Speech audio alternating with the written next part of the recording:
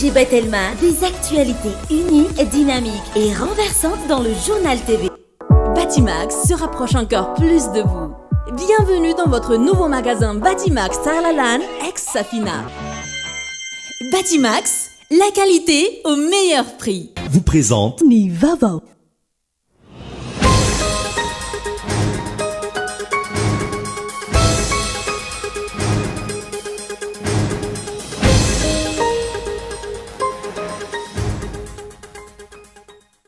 Tsy tokony hovariana amin'ny politika sy ny fiarovan-tseza fotsiny ihany, mila vony sy mila fanasitranana ny fiarahamonina sy ny vahoaka malagasy amin'izao fotoana izao, raha tsy ilaza fa tsy ny resaka fisolokiana.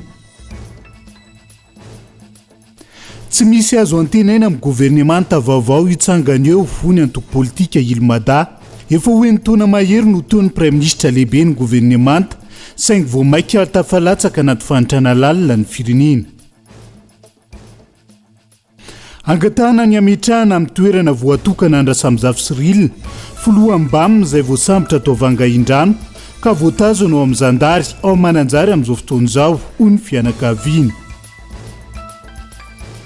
Mpianatra 20 avy amina sekoly tsy miankiny iray ao Toamasina no tsy afaka hiatrika ny fanadina mpanjakana bakaloriana alatsinainy ho avy izao, noho izy ireo tsy voasoratra anatin'ny lisitra ny mpiadina. Izy ireo izay nilaza fa voafitaky ny talentsikoly iray any an-toerana. Tontosandroany ny fifidiana filoham-pirenena sy solombavam-bahoaka Rwanda, raha ny zava-misy ambony herijika hirosony ny filoha teo aloha Paul Kagame, izay nitondra ny firenena nanomboka ny taona 4 amin'ny manda faha-4 ny antsipirian'izay.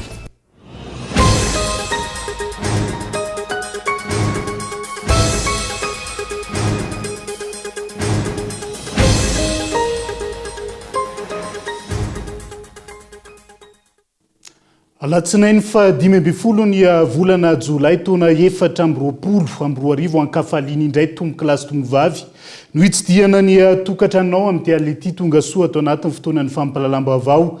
Manasanao ihany koa anaraka izay toy ny mahazatra matoan-datsoratra anondeha anokafantsika ny fampalalam-baovao amin'ny tialety. Tsy tokony hovariana amin'ny politika sy ny fiarovan-tseza fotsiny ihany.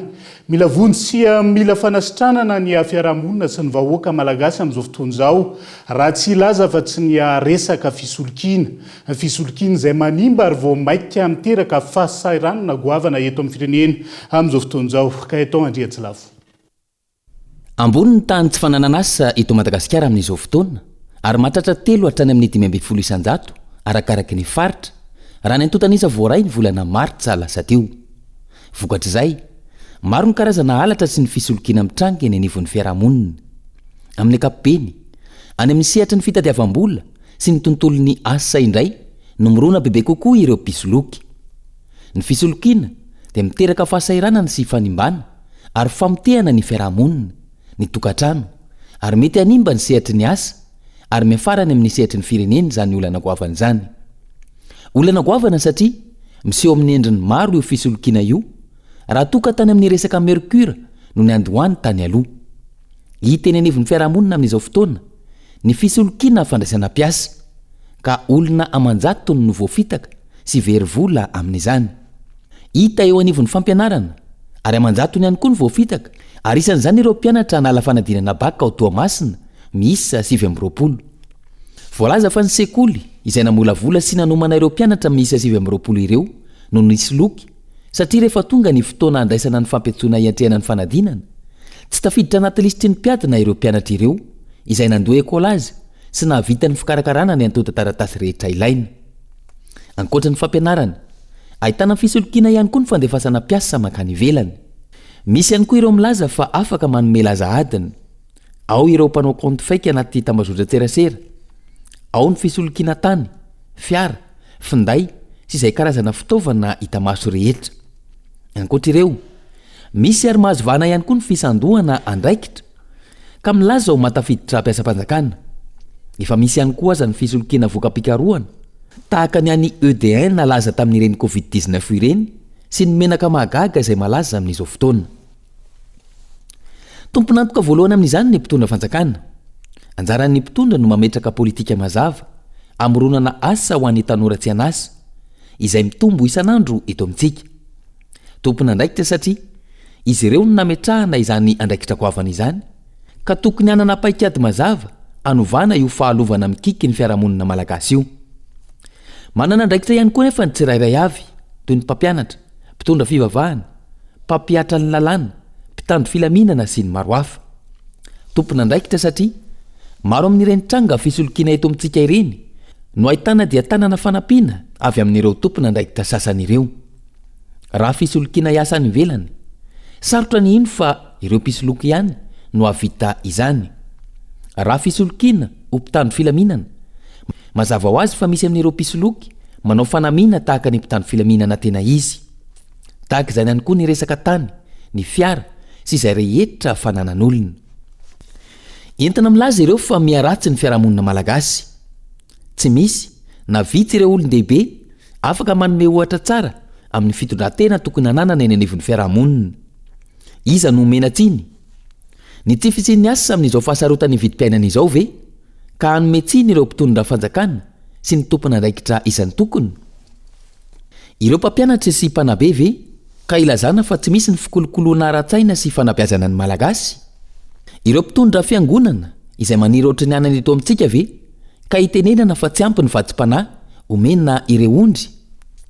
Ny azo ambara marary ny firenena sy ny fiarahamonina malagasy ka mila fanasitranana. Tsy tokony ho variana amin'ny politika sy ny fiarovan-tseza fotsiny ihany. Mila vonjy ary mila tolo-tanana maika ny fiarahamonina sy ny vahoaka malagasy ankehitriny. Maro ny tranga mahatalanjona eny anivon'ny fiarahamonina raha ny mahakasika izay fisolokiana nentina tao anatiny matoa an-dahatsoratra izay. Fa isan'ny mahagaga ary mampametra-panontaniana ny maro ihany koa indrindra ny olom-pirenena. Mbolana voatazona ny Tsay Christian ho Premier Ministre lehiben'ny gouvernemanta. Eo anatrehan'ireo olom-bahoaka samihafa amin'izao fotoana izao. Fandresena makaiza ary fandresena amin'ny endriny inona no mbola hitazonana azy. Ireo mpanao politika nanaovan'ny mpanao gazety fanadihadiana tamin'ity androan'ity. Henri Florian.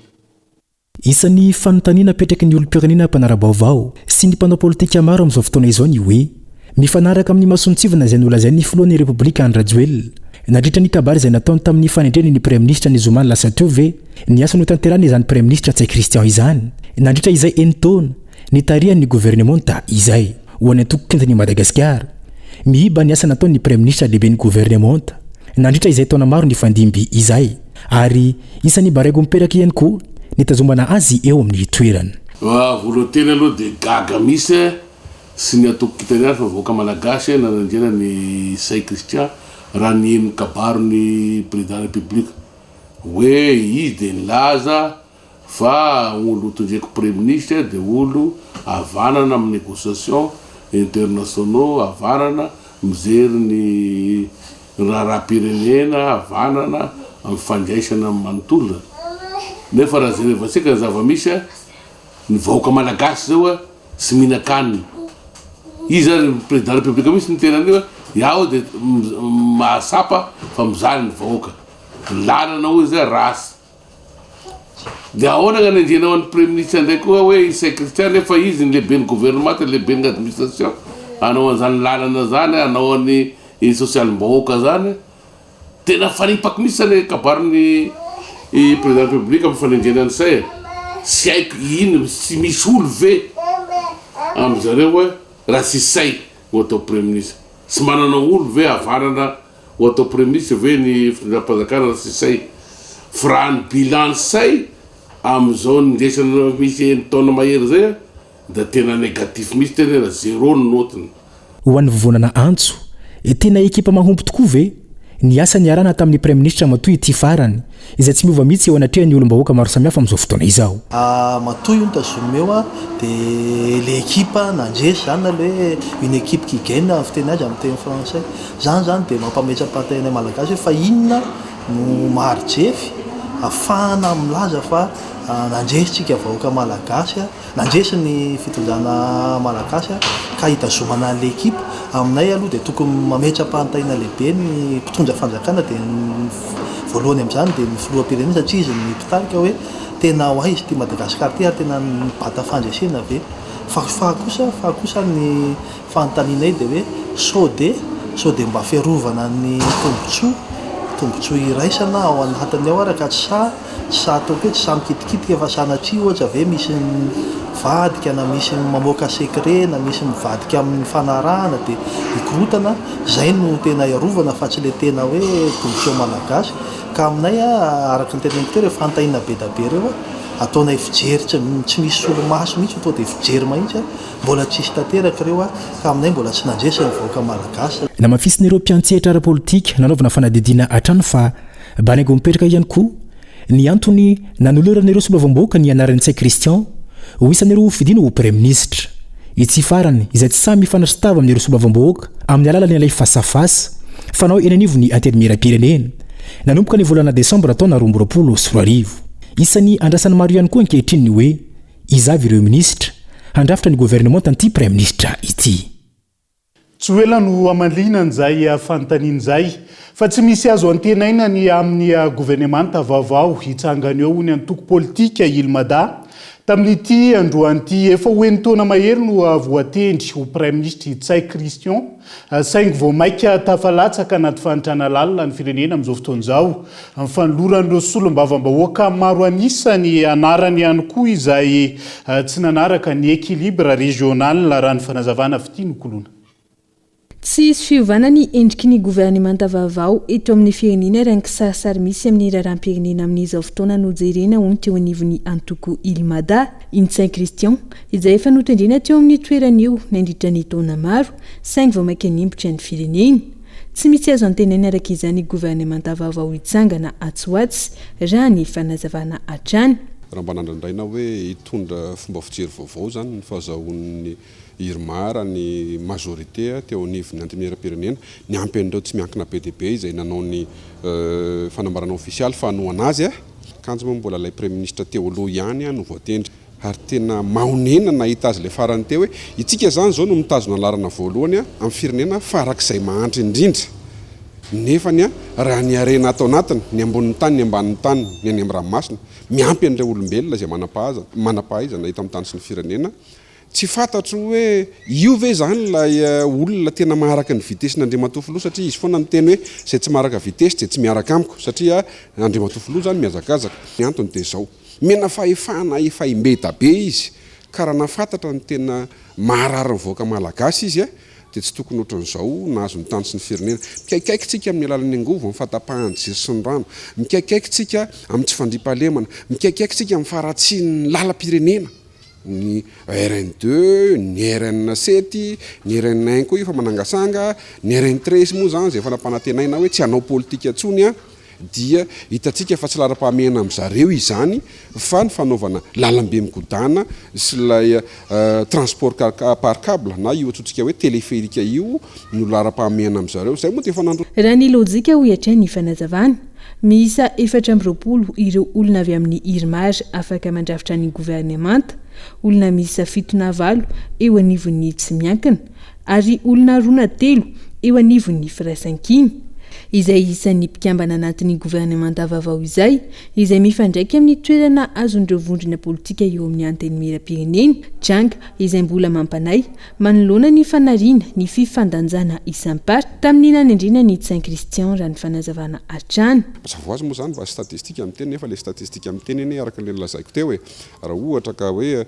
manana 420 ny ao anivon'ny Irmara, 10 ny ao anivon'ny tsy miankina, 20 ny ao anivon'ny firaisankina, dikan'izay zany 60-30% ny resahako ka mety azo mety eo amin'ny rostelo eo zany ny avy aty amin'ny firaisankina raha hanome an'izay ry zareo hitantsika tamin'ny fifidianana filohan'ny antimeram-pirenena izay mbola mahafarinana ihany koa dia tokony olona ray ve tsy mba misy mihitsy ve ny fampisehoana ny etika, fampisehoana hoe izahay avy aty amin'ny fanoherana farafaratsiny mba nandeha nivoaka ianareo na farafaratsiny koa mba nanolotra olona ianareo mba ho fanajanareo mariky ho fanajana nareo nge tsy mpanohitra ohatra fotsiny amin'izao hoe fa misy miaraka aminareo aty ivelana misy voaka maro be miaradia aminareo izay no mampanohatra anareo fa tsy hoe ianareo tena ny manokana raha statistika nijerentsika nefa moa ohatra ny takany tsy mandeha amin'ny lojika ny fijery ny mpanao analyse politika sy ny parti politika rehetra azy ny fandeha ny fizotry ny raharam-pirenena fa zavatra hafa ny tena nieritreretina raha tsy resaka aminareo fotsiny ahako ohatra hoe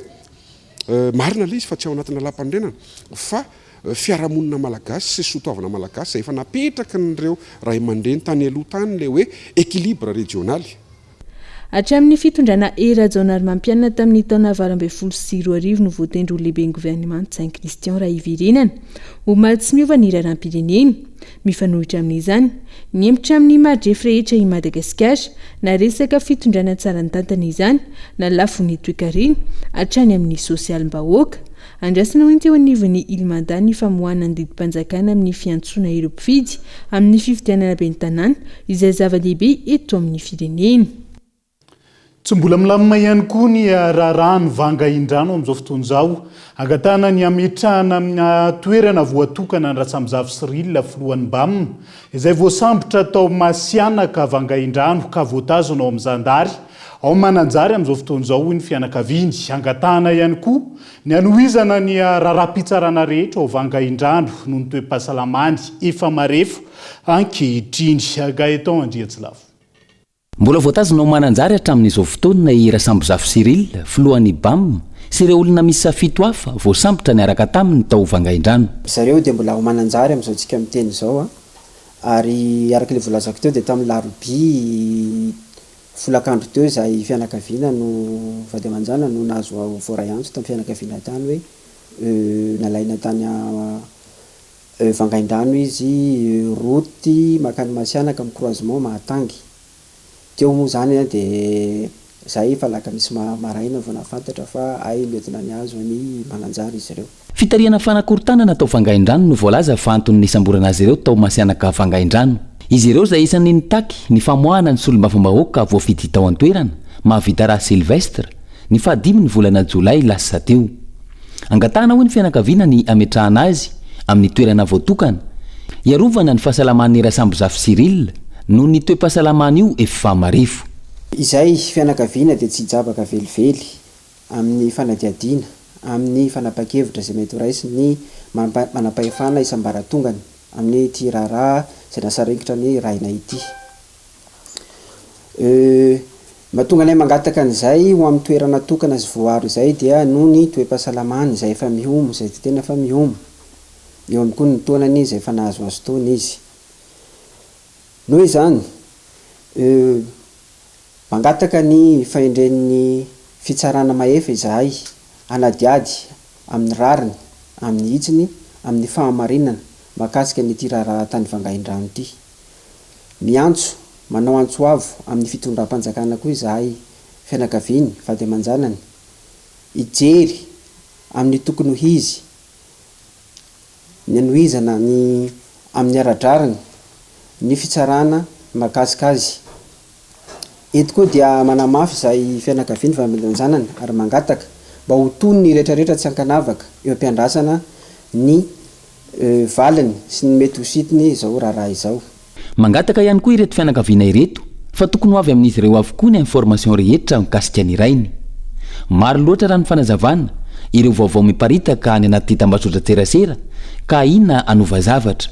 Isan'ny nijoroany ny BAM izay tarehan'ny Ratsamizavy Cyril sy ireo vahoaka ao vangaindrano ny fitakiana ny fampitovian-jo ny distrika ny vangaindrano amin'ny distrika rehetra manerana ny nosy. Eo ihany koa ny anajana ny safidim-bahoaka ka amoahana ny solombavambahoaka voafidy tao an-toerana mahavita raha Silvestre izay voatazona vonjy-maika eny an-tany mora amin'izao fotoana. Efa nanao ny fikirano na joro fa irahina ny zanaka Antesaka ka rary ny ray taky ny amoahana io solombavambahoaka zanaka Antesaka io. Andrasana ny mety ho toyny ny raharaha i Ratsamizavy Cyril izay hiatrika fampanoavana amin'ity herinandro ity. Mihamafy ny fahatapahan-jiro eto Antananarivo sy manodidina amin'izao fotoana izao raha toka tokony ho tapitra ny zoma 12 Jolay lasa teo zany amin'ny ankabeny araka ny fepitona nomeny ny tale jeneraly ny Jirama tranga izay tsy mahagaga intsony ho ireo olom-pirenena nanaovana fanadiadiana androany. Daniela Minoso. Tokony atao nanomboka ny sabotsy 13 Jolay teo ny fahatapahan-jiro eto Antananarivo sy ny manodidina raha ny fepitona nomeny tale jeneraly ny orinasa Jirama ny 10 Jolay lasa teo. Androany no nolana ara-teknika amin'ny tambazotra Mamatsherinaratra voatery nisy fahatapahana indray ny herinaratra Tetsivato Ambohidratrimo sy ny manodidina raha ny filazana navoaka ny Jirama teo anaty pejy Facebookny. tsy ny teny ivato sy ny manodidina ihany toerana maro teto andrenivohitra ihany koa no nahitana izay fatapahan-jiro misesy izay fatapahan-jiro izay tokony ho voavata ao anatin'izay 5 taona nampahazovana azy izay raha nanam-piniavana ireo tompony andraikitra saingy noho ny tsy fahaiza mitandana sy ny fisian'ny kolikoly dia izao vao maika amin'ny mahazovana izao hatrany ireo olom-pirenena noho ny heviny io zany le fialandry zareo olana hoe mbola tsy tonga le solika mavesatra nefa le izy mbola mitohy fo dia sady le izy ambany be le courant 180 dia manimba zavatra be le izy aloha zao hatramin'ny 2018 makaty tena misy foana le délestage tokony vaovao le izy fa ry zareo zany ohatrany betsaka zany le tsy mety ao amin'le jirama ao zay fahitako azy fitantanana resaka kolikoly sy ny karazana zay zany tena problème mo dia tsy mety voavaha mihitsy le izy tena maresaka mihitsy le fatapahan-jiro misy maharitra eo adiny 2 adiny 3 tapatapaka foana zany le jiro e mbola tsisy vahaolana mihitsy angamba le izy tsy haiko na hoe ahoana mbola mitohy mihitsy zao tamin'iny teo iny mbola misy mbola tapaka foana jiro tapaka foana tsy haiko mihitsy zany fa mety resa ambreo ihany angamba malalan'le izy angamba fa ankoatra izay tsy fahaiza mitantana izay isan'ny fototry ny olana mampikirosofahana ny orinasa jirama ihany koa ny fampiasana groupe électrogène izay andaniana volabe amin'ny vitotsolika ho ny mpanao politika na noho ny heviny ny orinasa jirama izay tokony hiala tsikelikely amin'izay fampiasana sy fanofana groupe électrogène izay ka hifantoka amin'ny fampiasana parc solaire ho hiatrany ny fanazavana ny angovo lafo indrindra eto ambonin'ny tany dia ny angovo azo amin'ny groupe électrogène satria iny misy dépense isan'andro dia ny fuel zany na ny gasoil ratsotsorona zay ampandanana an'izy ireny dia akoatran'izay moa ana privé tsy maintsy makatombona izy dia izay no anisan'ny probleman'io jirama io manana potentialité tokoa tsika raha ataontsika hoe anao centrale hydroélectrique manana potentialité fa tsy nieritreritra an'izany moa indrindra amin'izao fotoana izao nga andrajoelona fantatsika fa miaro ny tombontsoa frantsay izy misy charte de droit et de devoir raha vao mahazo nationalité frantsay anao dia miaro ny tombontsoa frantsay izy dia ireo tsy azo mikitihana ireo mampanova groupe électrogène zay azona angovo eto amintsika ireo ary vola be tsy toko tsy foroana no lany amin'izany ny zava-dehibe vonjamaika aloha dia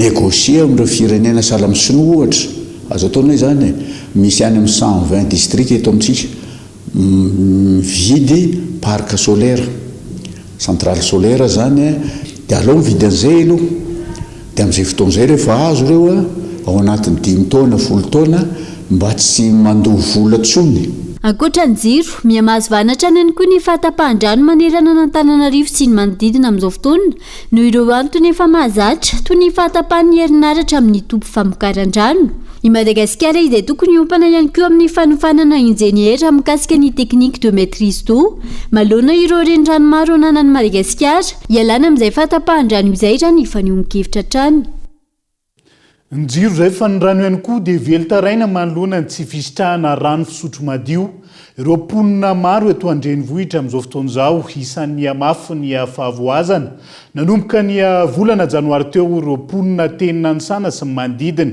izy ireo izay voatery mampiena ny fandaniana noho ny tsy fampihany rano avy amin'ny jirama Christian Diby tsy mbola misitsaka rano fisotro madio avokoa ny 7.5 mponina eto Madagasikara raha ny atotanisana voaka ny fanadady ny mixa ny taona 2024 tafiakatra 12 mponina eto andrenivohitra no tsy misitraka io rano fisotro madio io raha ny fanadadiana natao ny teo anivony UNICEF ny tsy fisitrahana rano fisotro madio avy amin'ny pompe famasina ranony jirama izay ny amafy nanomboka tamin'ny volana janoary lasa teo ho ireo mponina teny nanintsana sy ny manodidina androany izy ireo izay voatery mitsitsy sy mampihana izay fandaniana rano izay vokatry ny fijaliana amin'ny fakana rano fangalana ny rano aloha zany zao dia tena mafy satria na ny rano sasana raha mila tsy isy a dia indrindra eo amin'ny rano sotroina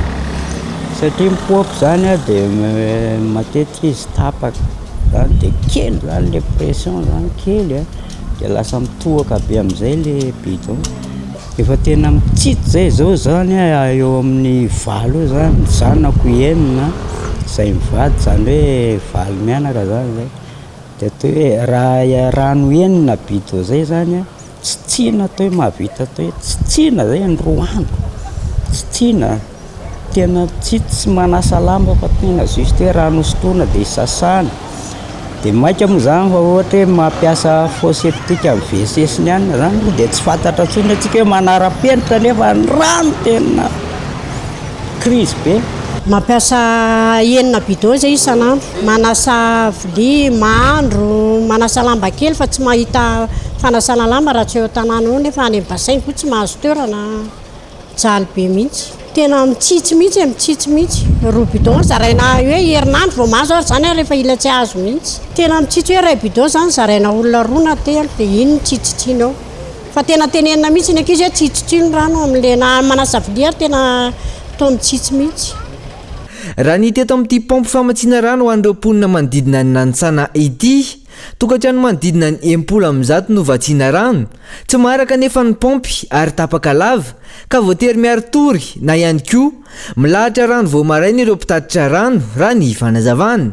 Tsy maintsy misy foana isan'andro dia matetika moa zany zao tapaka zao io pompy io tsy dia vao eo vao nandeha dia matetika amin'ny alina foana manova rano dia maraina vao tona rano ohatr'izay.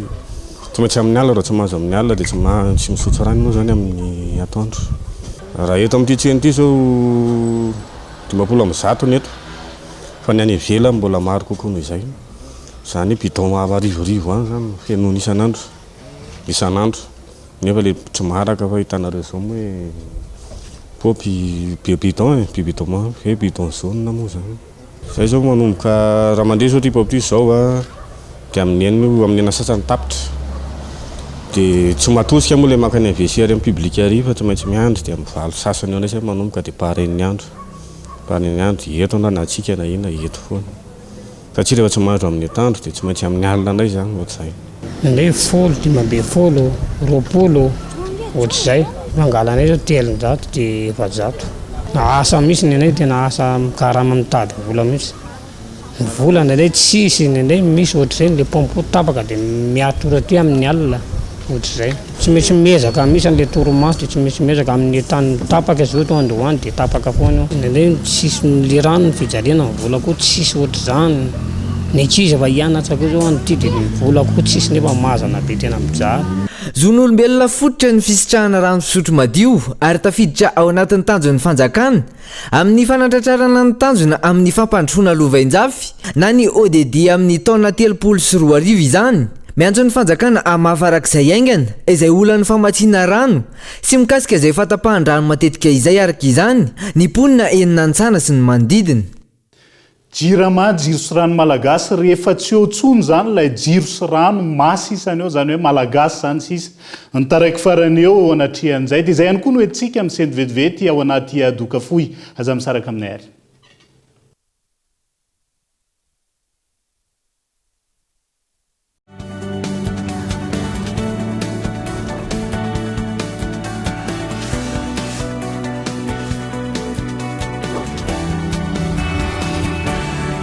Et ça continue! C'est encore gratuit! Toujours gratuit! Tu parles toujours de... L'installation de la fibre! Et oui, ça reste gratuit! La promo continue jusqu'au 31 juillet 2024. Profitez-en, c'est le moment de prendre la fibre Go, la fibre Family, la fibre Home, la fibre Home Plus! Ras de ses collègues de Telma se feront un plaisir de vous installer la fibre gratuitement. L'abonnement est à partir de 99 000 RTTC par mois, mais l'installation, c'est gratuit!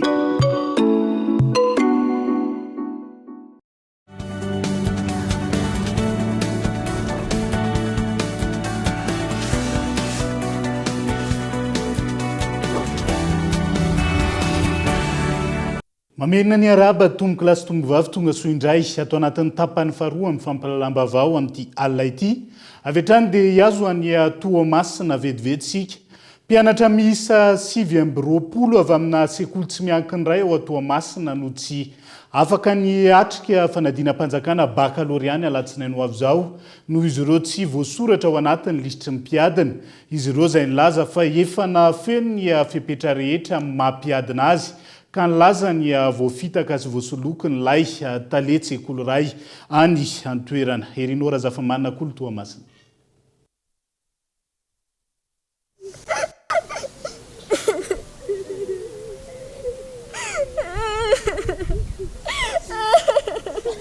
Mon Dieu, j'ai voté un examen. Mon Dieu, j'ai voté président, voté un examen, ça me l'a tenu. Mon bien Gabriel, ni fianna tanora, mais je n'ai pas de bouteille, je n'ai pas de tanora, il y a nous à Pyrénées, mon bien Gabriel.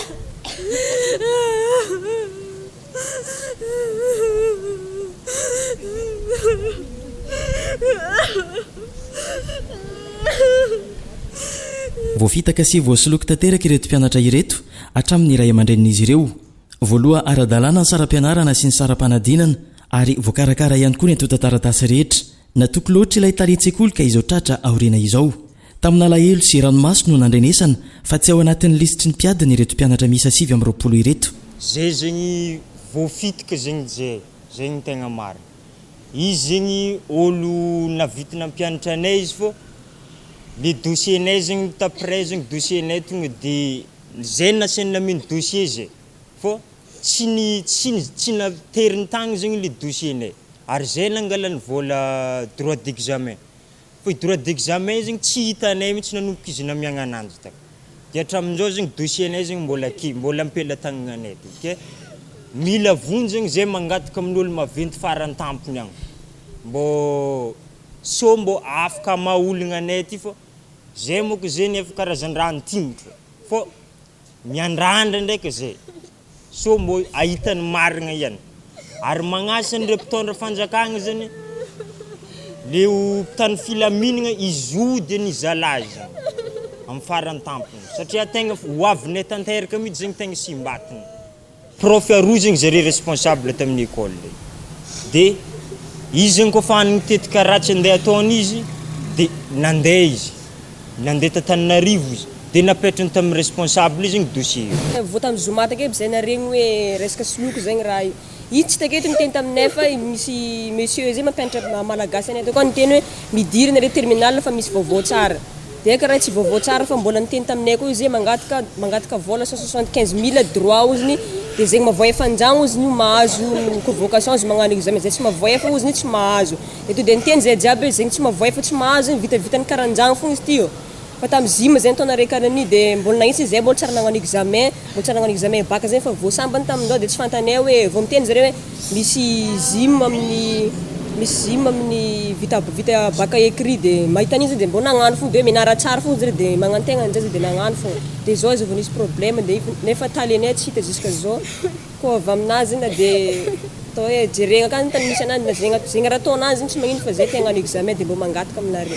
zay nahita dossier nay tamin'ny zoma hoe hitanay tagnatin'ny sakany monsieur igny hoe ty dossier nay satria zay tambarakala zay fa niefitra hoe dossier nay fa vita mipetrapetraka fa convocation fogna le problème convocation fogna diasana kaikalka raha hita agnatin'ny sakany izy mandeha mampianatra anay isanandro fogna vao tamin'ny zoma vao hitanay raha io de zay tsisy raha hainay koa momba nisy zay mbola tsara nagnano fa voasambany hoe hagnano examen de magnaraka le tenenina prof hoe zareo tsy possible responsable de tsy possible koa zareo nde agname vato mamena mpianatra zagny fa hoe tale de magnaraka hoe karaha olo maventy zegny zareo voafitaka tanteraka hatramin'ireto ray aman-dreny ireto noho ny fifampitokisana nisy lany fanahy tanteraka moa ny fotoana efa antombotra zay voalohany aloha tsy natsarana voafitaka zay satria nagnarany zanakanay reto ananjy olona mpianatra zare izy taloha de nahena mpianatra izy de naregny izy hoe anokatra école vaovao zafy karakory anare de voajorony zegny zanakanay fa nahitananjy nahena mpianatra de nagnatogna ananjy kanjo anka tato afara any BPC nalefany dossier nagnala BPC na vita zimy masomantsara nefa zanakanay avy afara le agnala baka nitazominy nitaka zegny dossier nefa zareo niaraka tamin'ny BPC nagnamboatra dossier io zare nagnamboatra anjare baka kanjo ankehitriny an'le baka zegny nakajiny tsara be tagnatin'ny tragno ananjy tsy nalefany an'le BPC nalefany nagnano examen vita somantsara kay malahelo zay ankehitriny mahita zanakanay zanak'olo jiaby niaraka tamin'jare nianatra ndray hagnala baka nefaka zanakanay tsy hagnala baka nefaka zare na vita écolazy isambolagna vita dossier na baka anjare vita anjare somantsara vatsinjare mbola nangahoany 50 000 andeha agnanovagna angalagna ny dossier ny CPA ino mo zim baka na legna 50 000 igny nalagna zay tamin'ny zoma zao nitakiany 10,3 aligny hentigny andeha angalagna dossier ny baka tsy nagneky zare mandreny fô zahay iaraka andeha agnatitra dossier ny zanakanay zene aterigny amin'ny office du baka nandeha zay tamin'ny office du baka fa tsisy fandraisagna ny antsony fa tapitra herina akeo zareo fandraisagna dossier na mpianatra agnala baka ketrika zahay ray mandreny naregny anigny zao zahay miantsovonjy aminare manampahifagna rehetra filoam-pirenena na mialy any rajoely miantsovonjy zahay hoany reto zanakanay reto mba hagnala baka amizao taogna izao mba tsy taogna fotsy mba tsy hovery foagny regny volana alefanay regny ambarakaly regny fô mba hitanay nivokotra zanakanay na hahafaka zare na tsy hahafaka mba faly fogna zahay hoe zanakanay mandray anjara amizany baka zay ka mangataka aminare filoam-pirenena rehetra fitondra fanjakagna rehetra mba hiza reto zanakanay reto fô mba tianay zare mba hagnala baka hitovy amin'ny zanak'olo jiaby hatramin'ny androany mbola nampananteny ilay taretsekoly fa tsy maintsy hiatrika fanadinana baccalauréat ireto mpianatra ireto amin'ity taona ity ny tenan'izay voalazany fa any Antananarivo amin'izao fotoana izao mikarakara ny atota taratasy fanadinana ireto mpianatra ireto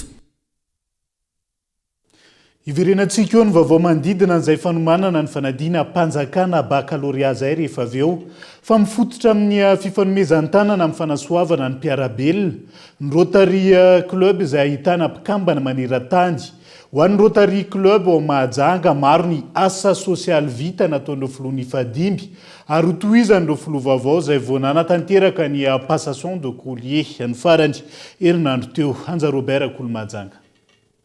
Ianja Yentsura Andrianirina indray no présidente du Rotary Club Mahajanga amin'ity taona 420 ity ny solo ny Razafy Mandimby Marius Ratoaka i Andriamampenirina Rachel no présidente du Rotaract Club Mbakase ny solo ny Tsanta Rambelozafy nanomboka ny sabotsy 10 ny volana Jolay teo izany izay nanaovana ny lanonana passation de collier teo amin'ireo filoha teo aloha sy ny filoha vaovao ho an'ny présidente Rotary Club vaovao dia anohy ny asa ary fantoka hatrany amin'ny fanasoavana ny mpiarabelona ny fandaharana asa. Ny laharam-pahamehana ho an'ny Rotary Club de Mahajanga moa zany dia ny fanasoavana ny fiainan'ny mpiarabelona aminy anisan'izany fanomezana rano fisotro madio famongotana ny aretina poliomyélite ao koa ny fiarovana ny tontolo iainana amin'ny alalan'ny fambolekasy sy izay fomba ahafahana manatanteraka izany dia eo ihany koa ny fiarovana ny zony ankizy dia ao anatin'ny axe stratégique ny Rotary International daholo izany rehetrarehetra izany. Ao anatin'ilay fiarovana ny zony ankizy koa misy ny fanohanana ny fanabeazana sy ny fahasalamana. La magie du Rotary io no lohahevitry ny Rotary Club International amin'ity taona 420 ity izay ihany koa no amprisihana hatrany ny membre tsirairay eo anivon'ny Rotary ifanometanana ahafahana manampy ny mpiarabelona. Ny fihetsepo moa zany faly nefa tsy mora ihany koa ny asa miandry, tsy mora ny anatanterahana n'izany rehetrarehetra zany fa tsy maintsy mila fiaraha-miasa amin'ny membre rehetra sy ny autorité ary koa ny partenaire ny Rotary Club. Ny farany herinandro teo dia nisy ny fanolorany Rotary Club 16 ho an'ny centre Manjaka izay fitoerana manokana fitaizana zaza autiste eto Mahajanga fotoana izay natrehan'ny gouverneur du district Rotary 92-20.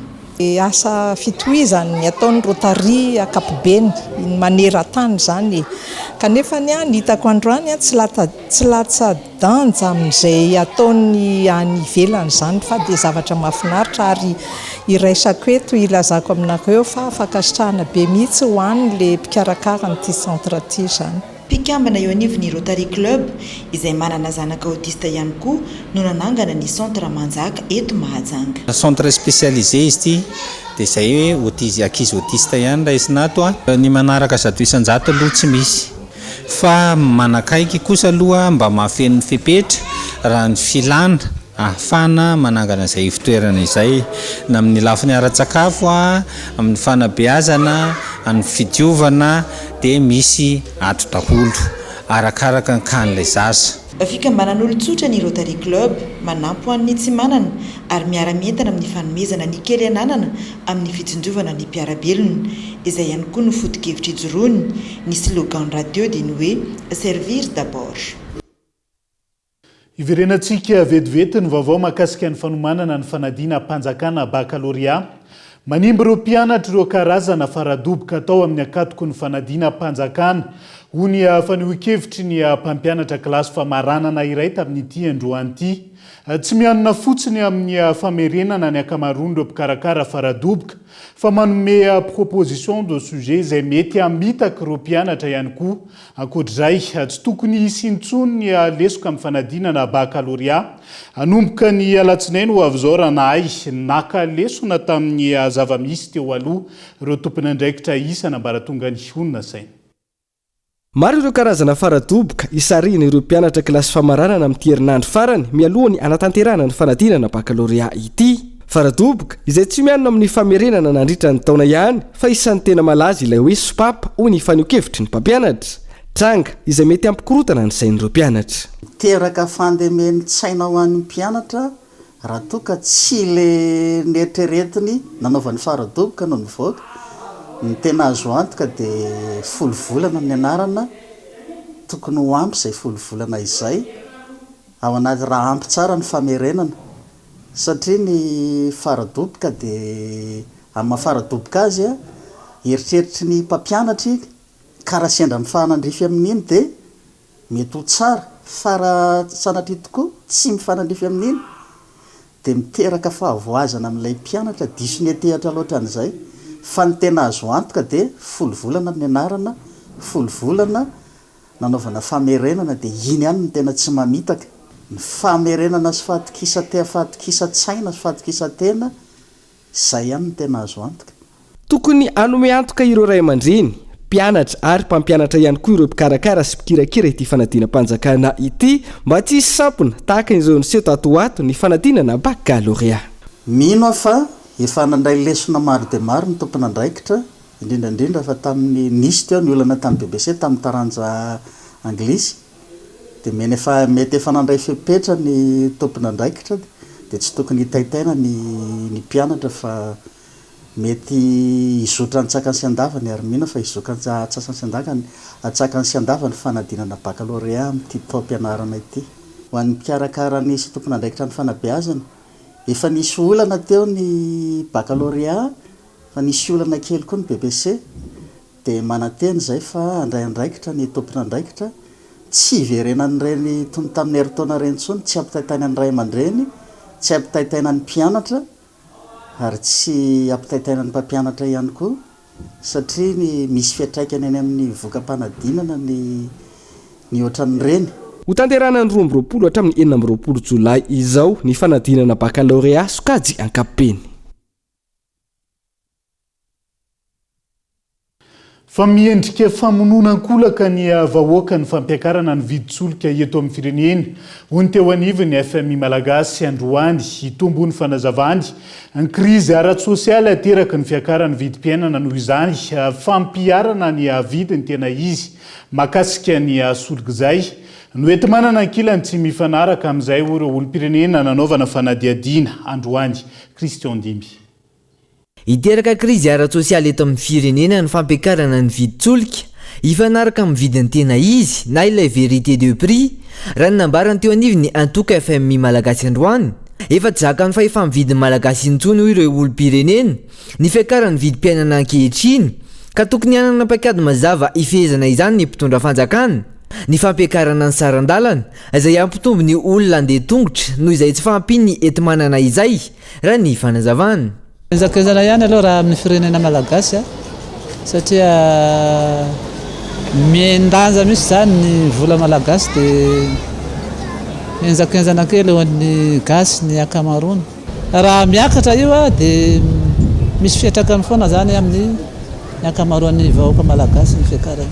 Ny fandehanana zany miena dia mety ny fandehana tongotra koa mety ho betsaka. Mijery aloha ny mpitondra fanjakana aloha zany mijery ny vahaolana hoe inona ny tokony vahaolana mba isizovana ny vahoaka malagasy amin'ny maha malagasy ny fitondram-panjakana moa zany mino fa manana vahaolana tsara koa zany zareo raha fandinihako anazy aloha ohatrany mety tsy ho zaka amin'ny malagasy le fampiakarana fitony sarandalana satria le fiainana efa mafimafy zao le hoe mafimafy zany le fitadavam-bola amin'izao mihitsy zany efa somary sarosarotra indrindrandrindra hoe tsy mananantonasa le olona ohatrohatry zany na mananantonasa ary fa kely fidiram-bola dia tsy mahazaka an'le vidim-piainana raha momba an'izay zao zany raha fandinihako anazy eninjato izy zao dia raha amin'izao vidim-piainana zany efa nyteneniko teo moa hoe le fitadavam-bola amin'izao mihitsy nefa sarosarotra indrindrandrindra hoe kelikely fidiram-bolanao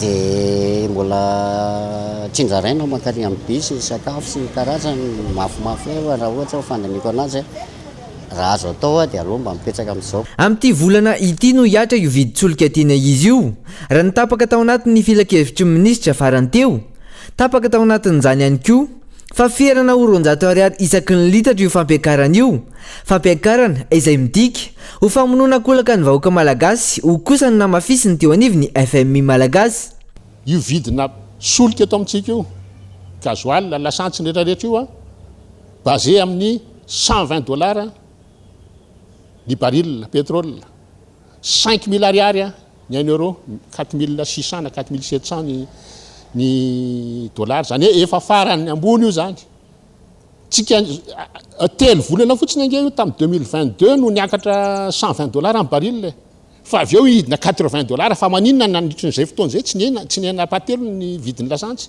fa zarirarira ny vahoaka fa pandainga zay miteny hoe tsy maintsy tsy azo elana ny fampiakarana vidina lasantsy misy alatra ndray ao misy osoka ndray ao misy tsikombakoma ndray ao ataon'ny fitondram-panjakana amonoana ny malagasy za aloha dia mino fa isy crise ara-sosialy eto raha miakatra ny vidina sarandalana miakatra ny vidy solika nefa tsy justifie jaiviny ny taona 2024 no nahitana fiakaran'ny farany vidin-tsolika teto Madagasikara vokatry ny ady teo amin'ny Rosia sy Ukraine ka nampiakarana izany ho avy roeny ho arina ny taona 2022 vokatry izay toedra raha iraisam-pirenena izay tafiakatra 705 ariary ny litatra ho an'ny lasantsy raha toka 704 ariary izany ho an'ny gasoil fampiakarana izay nampaletika hatrany ny malagasy tao anaty fantrana lalina fa ihany koa nampitombo ny fahasahiranan'ireo mponina indrindra ireo mpanjifa noho izay fampiakarana ny vidin-tsolika izay Ndrenivohitra Madagasikara no tanàna maloto indrindra aty Afrika amin'ireo firenena miisa 5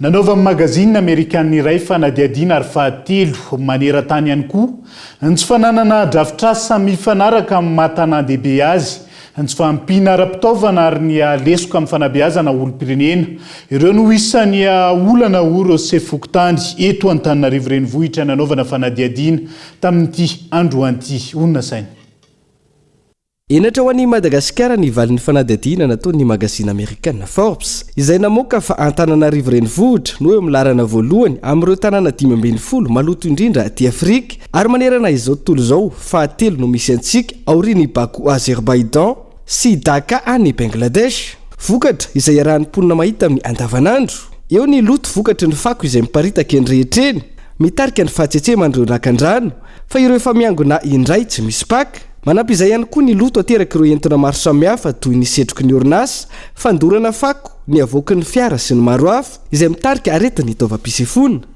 simba ny maso amin'ireo loto hita etsero fa voatsembatsembana ihany koa ny orona amin'ireo fofona samihafa teraka ny fako sy ny fivalanan-drano saika isaky ny elakelatrano tsy lazaina intsony ny tabataba eto andrenivohitra vokatra ny fivangongon'ny mponina momba ny fako isan'ny olana ny fifaniliana eo amin'ireo tompona andraikitra sy ireo rafitra misana ny fanadiovana manomboka amin'ireo ministera manatanteraka ny tetikasa fanadiovana ny eo anivon'ny fiadidiana ny tanàna n'Antananarivo hatreny amin'ny fokotany zavatra tena hita dia ity fotony aloha misy tokoa ny tompona andraikitra izay tena hoe tsy dia mifantoka loatra amin'ilay asa fanadiovana na fikojakojana ny tanàna fa dia mipetraka amin'ilay hoe administratif tokoa nga io moa zany anisan'ny lesoka angeza be teto amin'ny fitantanan'ny tanàna le hoe misy RFDE dia le RFDE dia mifanilika eo mifokotany sy ny RFDE tsy anjaranay reny fanjaran'ny RFDE fa ny tokony ho izy dia omban'ny fiadidiany fokotany ny RFD ary ny fokotany tompona andraikitra voalohany zay ny tokony ho izy fa ny mahatonga eto dia mifanilika zao ny any amin'ny fokotany rehetra eny ny RFD manadio fa zay tsy manadio dia fa ny zavatra misy zay tsy afenina ho dia mifandona aza ny mpitondra fokotany sy ny RFD eny amin'ny fokotany rehetrarehetra nametrahana azy taloha mihitsy angamba ny tamin'izareo nametraka an'le hoe RFD angamba nisan'ny olana tamin'izany satria maletenareo RFD zay fitenenana ataon'ny commune amin'ilay association zay no mahatonga n'le fifandonana eny anivon'ny tanàna zay ny anisany hitako hoe mampaloto ny tanàna aloha raha ety foto manampy izay fifaniliana andraikitra izay ny tsy fahaiza mitantana sy fahaizana mandrindra ireo fitaovana eo ampelantanana ataon'ireo sampandraraha miandraikitra ny fitaoman'ireo fako raha ny fanazavana ilaina ny fanatsarana ny fomba fiasan'ireo tompona andraikitra isanambaratongany amin'ny fanadiovana ny tanàna mba hisy vokatra azo tsapaitanana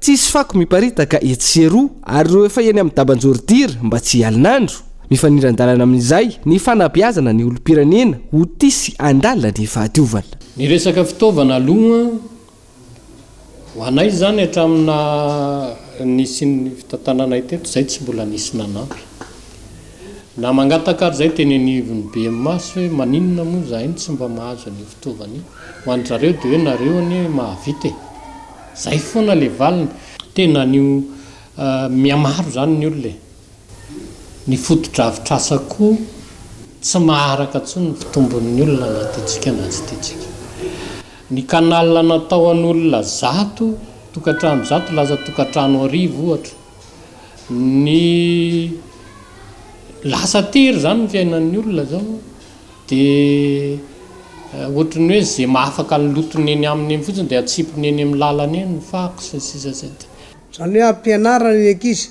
na any an-tsekoly na ny fiarahamonina indrindra feo amin'ny saravabe-bahoaka rehetra zay miaina eto amin'ny faritra Antananarivo dia tokony anaraka n'lay ampianarana n'lay fomba na fomba fahaizamiaina amin'ilay civisme mba ahafahana ny fiain'ny fako eto amin'ny faritra Antananarivo. Eo koa zany le fanaintanana isy fokotany amin'ilay olona tsara izay miaina eto amin'ny fokotany mba tsy hanary fako eny anatin'ny tatatra sy hanary maloto amin'ny faritra zay tsy azonao maloto fa mba hametraka ny fako zany amin'ny ny bakordira zay zany ny fanaintanana ataonay ny fahadiovana no zavatra lehibe indrindra ahafahantsika misoroka ny aretina ny valaretina zay mety iseho eto amin'ny firenena. Isan'ny olana ihany koa mahatonga izao toerana misy ny renivohitry Madagasikara izao tsy any amin'ny fampandrosoana ny tanàna fampivoarana ny fahadiovana no mibahana eto Antananarivo fa saika ny loko politika mateti-piseho teto ny hoe tsy mahazo fanampiana hiara ny gafy maro samihafa ny mpitantana ny tanàna rehefa tsy mitovy loko politika amin'ny mpitondra fanjakana tato anatin'ny taona vitsy indray na ifampiray vondrona toko aza ny fanjakana foibe sy ny mpitantana tsy nisy fiovana firy izay fahadiovany renivohitra Madagasikara izay famerenana ny asin'ny tanàna Antananarivo fametrahana ny fahadiovana sy filaminana maharitra izay asa mankadiry miandry izay hoben'ny tanàna rampitso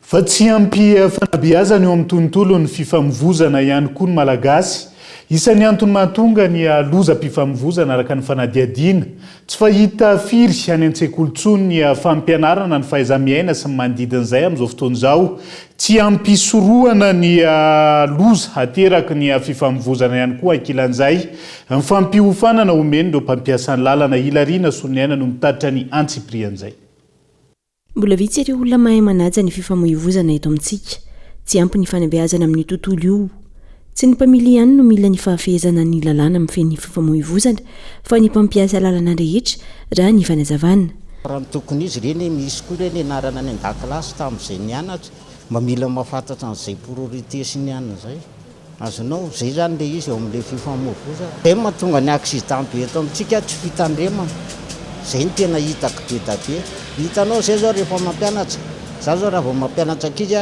tineniko mihitsy hoe miala an'ireny bisikileta sy moto ilana ohatra hoe any amin'ny ray metatra anao zany sinanyelanelany be satria ireny nandray mety mamo hoanina mety any dia mindira tapoka tarika problème an'le fifamoivozana fa amin'ny olona zany rehefa mampiasa ny lalana na moto na bisikileta mila mahay code de la route na reny posiposy reny zay ny tena marina tsy ndrehetra ihany koa no mahafesy mahafantatra ny fampiasana ireo karazana famantarana eny amin'ny lalana tahaka itony passage piéton itony ankavitsiana no mampiasa azy rehefa hiampita arabe Manoloana ny goragora samihafa ihany koa.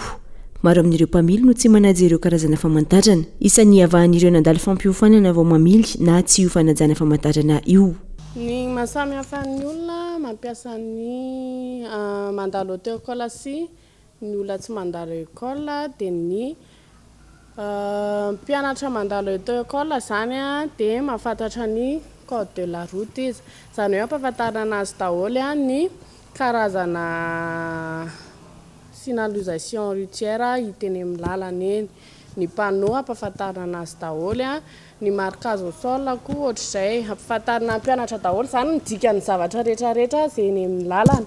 Fa ny olona tsy mandalo auto-école dia mety eny mitondra fotsiny ny ainy fa ny code de la route mety tsy ho hainy ny dikany panneau hitany amin'ny lalana eny mety tsy hainy ny marquage au sol raha ohatra hoe misy faritra fiampitan'ny mpandeha tongotra zao eny dia tsy hainy ny dikany iny ty dia ireny zao mety hoe tsy ho fantatry ny olona tsy mandalo auto-école zany. Azo ampianana ny lozam-pifamoivoizana ny fahafehezana ny lalàna mifehy azy. Hatreto aloha mbola vitsy ireo mahafehy izany ka ilana ny ezaka avy amin'ny tsirairay. Lafomba vao hafa fianakaviana monina amina trano sivy amin'ny telopolo tafo no lanja sora-bavetina ny eo ny tsy fankasitrahany ny fakana ny tan'izy ireo ankeriny tetsy Akazomanga ny maraina teo. Anananay taratasy mazava ny tany roapolona fa olona tsy fantatra ny maniraka Grobra andrava ireo trano fonenana ireo Hilarina Solniaina. Tsy nisy resaka ny zoma teo no nahazo teny midina avy amin'ny vaditany izay iraka avy amin'ny olo tsy fantatra ireto fianakaviana ireto fa manana 270 ora ialany amin'ny tany. Androany tamin'ny 3 ora maraina no tonga ireo Grobra andrava ny trano fonenana ireto fianakaviana ireto. Tany izay ananan'ireto farany taratasy mazava raha ny fanazavana. Le olona andravan'le trano dia lery apitirery reo tonga vao maraina tamin'ny telo. Dia zay moa fa nataon'ny fokotareo ambesonareo fa tsy maintsy ho avy reny mpamefy reny. Dia teo zay. Dia teo zay ny nibenarina teo. Dia avy eo dia tonga le gendarme niaraka taminy. Dia zay nisy ankizy mivonoiny. Nalainy ny telefon'le ankizy dia mipotehany. Le olona tonga teo le isesy le ina hoy izy le tonga teo reny niaraka tamin'le gendarme reo. Dia le gendarme no miaro an'le reto mpandraba zany nanositosika anay sy nanay teo. Fanaraka manana taratasy hoe anareo ny tany? Ay misy any efa mbola ny fokotany zareo manana le taratasy eo. Voatamby sy nafantatra zay fa voatamby zoma teo. Nisy taratasy tonga hoe tio ny taratasinay mena 72 heures nareo miala. Tonga ny alatsinainy io tonga teo io izy. Io zay tsy manana tany ipetrahanay. Ay za zay nipetraka. Efa teto nalatsahany tavonay za zao efa 27 taona zany nipetraka teo. Le tompony zay mandrava tsy haiko hoe izy le tompony manana vatra le izy tsy miseho tsy miseho foana izy fa gendarme sy police koa nalefa reo. Tsy nifokotany eto amin'ity toerana misy ny tany ity no nanao ny soni nanome alalana ireo mpandravatrano sy milaza ny amefiavatran'ny faritra raha ny fanazavana ihany. Tsisy taratasy famplazana fa tonga dia tonga ny camion miaraka amin'ny boireau tôle tonga dia hoe amefy. Tsisy fokotaninay famplazana tamin'ny fokotaninay ihany koa fa fokotanina kasiny. Zay no nanao soni dia zay no tonga teto. Tsy fokotaninay. Zay to dia zanak'olona ray. Za zao efa zafindohalika angambany. Dia ao daholo nefa ny zanak'io bebe anay io. Ao daholo zay rehetrarehetra. 7 tafo feo zany zay no hoe asorina aloha. Dia ny aoriana tsy fantatsa-tsony fa mety mbola hitatra hatsany amin'ny farany ihany le izy. Tena efa any amin'ny 700 isany zay. 700 olona zay ny ao. Mipetraka fotsiny zay fa zay tena tompon-tany manana taratasy zay. Tsy manana lehy efa nonona teto hatramin'izay ireto fianakaviana ireto raha nitatitra ihany ka nilaza ny tsy hiala sy hiaro hatramin'ny farany tanin'izy ireo. Manao antso avo amin'ny tompony andraikitra amin'ny tsindry mahazo azy izy ireo manoloana ity fandroahana amboletra ity.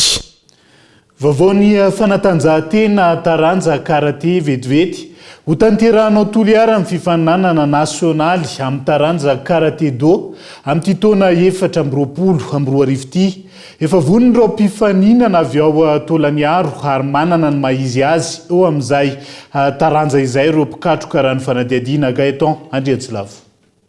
Ho fiatrehana ny lalao fifaninanana nasionaly izay ho tanterana tsy ho ela any Toliary eo amin'ny taranja karaté do nanafatra teknisianina ambony avy amin'ny fédération-ny karaté do sady mpanazatra nasionaly ny ligue ny karaté do ao amin'ny faritra Anosy. Ny faritra Anosy izay isany manana ny maizy azy ihany koa ary afaka mandray anjara amin'ny fifaninanana nasionaly. Comme partout, il faut toujours travailler. Le karaté, c'est tahaka ny rehetra dia mila miasa. Ny karaté dia maro zavatra ianarana ary misy fototra iaingana. Izany ny karaté ary mivoatra trany izy io. Ary ny eto Taloniaro izay lavitry ny renivohitra dia ilaina ny fidinan'ny mpitantana. Vao tsy ela no tonga teto i Emilien, androany ny tenako. Ary mety olona hafa rahampitso. Izaho manokana dia mbola iverina ny volana Oktobra ijerin'ny niveau satria miezaka ny mifanakalo ny rehetra. Azo an'ireo atleta malagasy fivoarana ka azo ny sehatra iraisam-pirenena ary isaky ny faritra dia manana ny tompon-dakany. Bientôt et à chaque région c'est champion. Nambaran'ny filohan'ny ligue ny karaté do Anosy fa miroborobo ny karaté ao an-toerana amin'izao fotoana. Na izany tsy mbola marisika ny vehivavy miditra eo amin'izay sehatry ny karaté do izay. Antony mahatonga izany raha ny fanazavana ny fomba tany sy ny onono. Entanina eto ny tampavitian'ny vehivavy zany ety amin'ity faritra sika ty mety noho ny kolosaina koa dia somary marisarisa. Io zao sika mahita mampolony mahery ny lehilahy dia vehivavy anankiray ihany. Dia zay zany mba entaninay hoe manentana sika vehivavy fa ny karaté koa afaka ataona vehivavy. En plus ny karaté amizao c'est pas vraiment hoe karaté hoe tena physique fa c'est un technique. Donc manentana sika ary efa elany na président ligue ana misy an'izay ohatrany sosiny ray aman-dreny zay hoe rehefa manao karaté hono ny vehivavy dia sy niteraka dia izahay eto afaka manamarina aminareo fa betabe ny karatéka na international na national dia mananjanaka izy fa sy mitombona zany zay zava-tsy. Mpilalao notsongaina tamin'ireo mpilalao maro ao anatin'ny distrika misy Satelo ao atsimon'ny Nosy ireto manina hiatrika ny fifaninanana nasionaly ireto. Omena fanamafisana na fiofanana manokana izy ireo azona vokatra tsara mandritra io fifaninanana nasionaly atao an'ny Toliary io. Tsy aivina hatrany isan'ny taranja na azona vokatra tsara ny karaté do nandritra ny Jeux des Îles natao teto amintsika farany teo. Mbola ao anatin'ny vanim-potoanany ririnina tanteraka sika na maina aza ny andro manerina ny faritra maro hoy ny foibe famantarana ny mety ho toetry ny andro. Raha ny vinavina anatin'ny 3 andro manaraka isan'ny hidina hatrany amin'ny 2 degré maripana-ambany indrindra ao vakina karatra amin'izao fotoana izao ny ririnina izay mbola hitohatra amin'ny volana septambra ho avy izao. Mbola mianoka tanteraka ny vanim-potoanany ririnina ny eto Madagasikara amin'izao fotoana izao na maina aza ny andro manerana Nosy ankoatran'ny faritra avaratra atsinanan'ny Nosy izay ahitana tandrifin-drahona. Ny maraina no mba antoerana ny zavona ho an'ny eto afovoan-tany ary mahazo toerana ny masoandro ny atoandro raha ny vinavina anatin'ny 3 andro manaraka. Hidina hatrany ankilany maripana any amin'ireo faritra ahitana ireo zavona ireo.